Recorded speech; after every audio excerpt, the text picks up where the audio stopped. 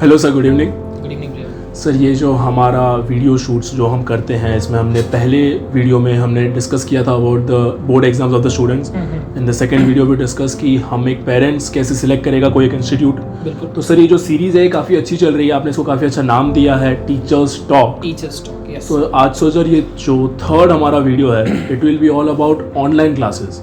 Sir, as we know कि pandemic चल रहा है, कोविड-19 लॉकडाउन है। तो सर, ये पूरे लॉकडाउन में एक नई चीज़ बाहर आई है, online classes. Sir, zoom meeting में सभी लोग ऑनलाइन क्लासेस लेना शुरू कर चुके हैं। स्कूल्स ने भी अब रीओपन करना शुरू किया है while taking online classes. Institutes भी ऑनलाइन क्लासेस ले रहे हैं, एंड अगेन एम एजुकेशन भी कर चुका है ये बात। तो sir, what are your views and strategies in handling the online classes? Okay Prayag, पहले तो काफ़ी अच्छा लगा कि मुझे ये डिस्कशन काफ़ी पहले करना चाहिए था। I think April first week में करना चाहिए था। हम लेट हो चुके हैं, फिर भी इस चीज़ को हम डिस्कशन में लाएंगे। और इस सेशन का अच्छा नाम भी हो गया टीचर्स टॉक, जिसमें कहीं ना कहीं अलग अलग टॉपिक पे कभी ना कभी समय मिलेगा तो हम इंटरेक्ट करते रहेंगे। ऑनलाइन क्लासेस में मुझे सबसे ज़्यादा जो इस समय मैं कहीं ना कहीं महसूस करता हूँ कि बच्चा परेशान हो रहा होगा, वो 4 से 5 घंटे जो ऑनलाइन स्कूल की क्लास हो रही है।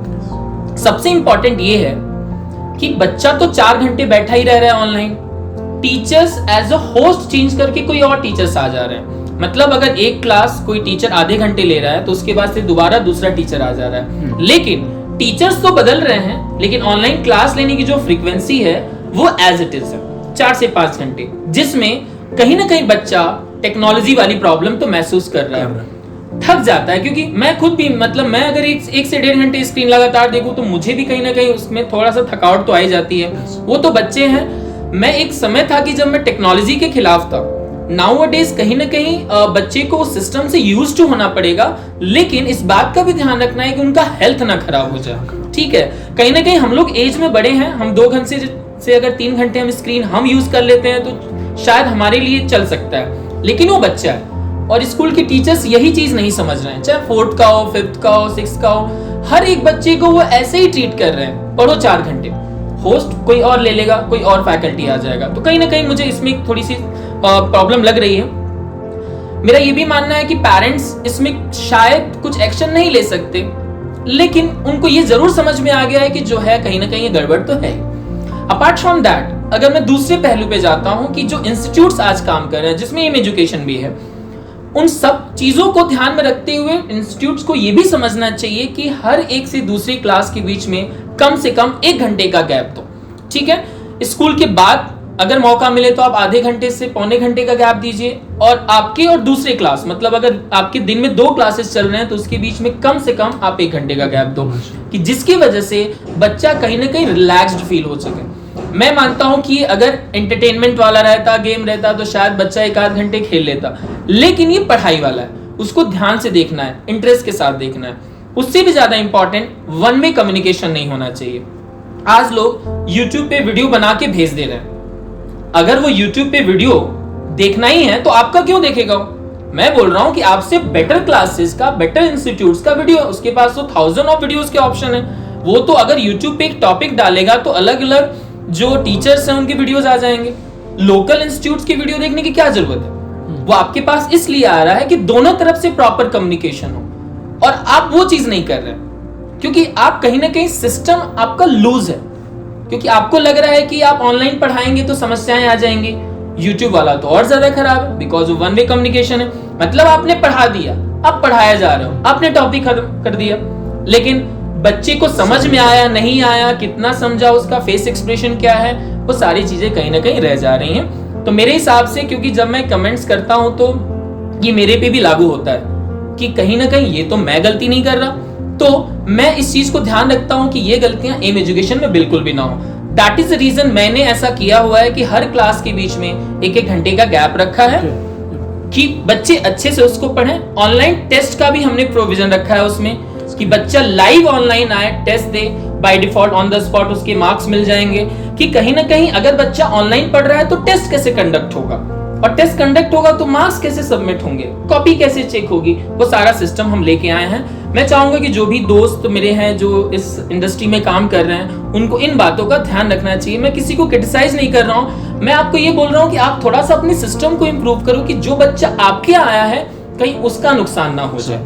ठीक है, बाकी जो एम में आया है उनका तो ध्यान रखा जाता है, इनफैक्ट इतना रखा जाता है कि कहीं नुकसान ना हो जाए। ठीक है, बाकी जो एम में आया है उनका तो ध्यान रखा जाता है, इनफैक्ट इतना रखा जाता है कि कहीं ना कहीं मैं ये फील करता हूं कि अगर उसको एक क्वेश्चन समझ में नहीं आया तो उसके लिए मैं जिम्मेदार हूं। तो ये इनिशिएटिव मैं ले रहा हूं, बाकियों को सीखना होगा। उससे भी ज्यादा इंपॉर्टेंट, ऑनलाइन क्लास लेते वक्त हर फैकल्टी को अपने लेक्चर्स पहले प्रिपेयर कर लेने चाहिए, बिकॉज किस टॉपिक को कितनी देर लेना है, कितने समय में वो क्वेश्चन कंप्लीट हो जाए, उसका सॉल्यूशन कंप्लीट हो जाए, उस पे ध्यान देना चाहिए। मतलब किसी को कुछ नहीं पता है, आए वो पहले जैसे ऑफलाइन पढ़ाते थे वैसे ही पढ़ा रहे हैं और टाइम भी बच्चों का वेस्ट कर रहे हैं, और लाइव क्लास में जो पहले पढ़ाई होती थी ऑफलाइन वो ऑनलाइन उसमें वीक पड़ जा रहा है। इसलिए सारे टीचर्स को पहले थोड़ी सी तैयारी कर लेनी चाहिए कि 40 मिनट की अगर क्लास है तो उसमें कितनी देर पढ़ाना है, कितनी देर उनसे इंटरेक्शन करना है, और डाउट क्लियरिंग भी। और हर क्लास में रिव्यू बहुत जरूरी है लेना कि आपको समझ में क्लास आई कि नहीं। हर बच्चे से इंटरेक्ट करना। मैं ये बोल रहा हूं कि जो फेस एक्सप्रेशन 60 बच्चे जब क्लास में होते थे तो लोग नहीं ले पाते थे, आज बच्चा तो दिख ही नहीं रहा है, तो इस समय तो ज्यादा टफ है। तो मुझे लगता है कि आप ऑनलाइन कम बच्चों को पढ़ाइए, बहुत मास ऑनलाइन मत लीजिए, क्योंकि ऑफलाइन भी ये सिस्टम हैंडल नहीं हो पाता था मास में, ऑनलाइन में तो प्रैक्टिकली पॉसिबल नहीं है। और एम एजुकेशन तो पहले से ही कम बच्चों को पढ़ाता आया है, लिमिटेड सीट्स रहती थी यहाँ पे, और ये सालों से चलता आया है। तो कहीं ना कहीं लगता है कि हम जैसे इंस्टीट्यूट जो भी मिनिमम स्ट्रेंथ पे काम करते हैं कि एक बैच में इतने ही पढ़ेंगे, वो शायद थोड़ा वाव परफॉर्मेंस देके आगे निकल जाएं। और टीचर को पढ़ाते वक्त अपना body language, communication skill, interactive session हो, इस पे भी ध्यान देना है। और बच्चों के साथ पैरेलल इंटरेक्शन, ये भी नहीं लिखे जा रहे कंप्लीट हो गया लिख लो, मतलब कहीं ना कहीं आपको ध्यान देना पड़ेगा। अगर आपको पढ़ाना ऑनलाइन नहीं आ रहा है तो आप ऑनलाइन यूट्यूब पे जाओ, बहुत सारे लेक्चर्स ऐसे हैं, आप सीखो। मैं नॉलेज की बात नहीं कर रहा हूं, मैं टेक्निक की बात कर रहा हूं। मैं जानता हूं कि जो भी मेरे दोस्त हैं वो काफी अच्छे से इस चीज को कर रहे हैं, लेकिन अगर कुछ टेक्निकल चीजें हैं तो आपको सीखने में क्या दिक्कत है? मैं भी सीखता हूं, सब सीखते हैं, कहीं कोई समस्या नहीं है। तो और सारे स्टूडेंट्स को मैं इतना जरूर बोलना चाहूंगा कि आप परेशान मत होइए। जो भी पेरेंट्स हैं इस समय ज्यादा परेशान है कि बच्चा ऑनलाइन 4-4, 5-5 घंटे पढ़ रहा है, असाइनमेंट सॉल्व करवाया जा रहा है, मतलब उनसे टेक्निकल मजदूरी ज्यादा कराई जा रही है, जिसके मैं खिलाफ हूँ। ठीक है, और कहीं ना कहीं ये स्कूल पे भी हम काउंटर नहीं कर सकते, because they are used to with that. हम उसमें कुछ भी बोलेंगे तो लोग हमारे ही खिलाफ हो जाएंगे। सो जो जैसे चल रहा है चलने दिया जाए। ये पूरा डिस्कशन मैंने एज अ अपना पॉइंट ऑफ व्यू बोला, इसमें किसी को पॉइंट नहीं किया गया है, ना किसी को क्रिटिसाइज किया गया है। सभी लोग अपने अपने हिसाब से काम कर रहे हैं, लेकिन मुझे लगता है कि अगर थोड़ा बहुत सुधार आ जाए तो बच्चों का ज्यादा बेनिफिट होगा। इस पे अगेन हो सकता है क्रिटिसिज्म, मैं तो यूज्ड हूँ इस चीज से कि जब भी मैं अगर किसी को सिखाने की कोशिश करता हूँ तो लोग पहले मेरे पे ही काउंटर करते हैं। तो मुझे लगता है कि मुझे इससे बिल्कुल फर्क नहीं पड़ता, क्योंकि सब जानते हैं कि एम एजुकेशन का ऑनलाइन सिस्टम इतना स्ट्रांग है। ऑफलाइन तो था ही, ऑनलाइन में भी अगर 10 इंस्टीट्यूट का सर्वे हो कि ऑनलाइन बेहतर कौन ले रहा है, तो मुझे लगता है दूसरे तीसरे नंबर पे हम बाय डिफॉल्ट हैं, बिकॉज ये पेरेंट्स बोल रहे हैं और बच्चे बोल रहे हैं। एम एजुकेशन का थॉट प्रोसेस तो सबसे लास्ट में आता है, क्योंकि रिव्यू हम पहले पेरेंट्स और बच्चों का लेते हैं। और कुछ प्रयास पूछना चाहो तो very good efforts. Everyone will be very enjoying your efforts for the online classes. Thank you so much. Thank you.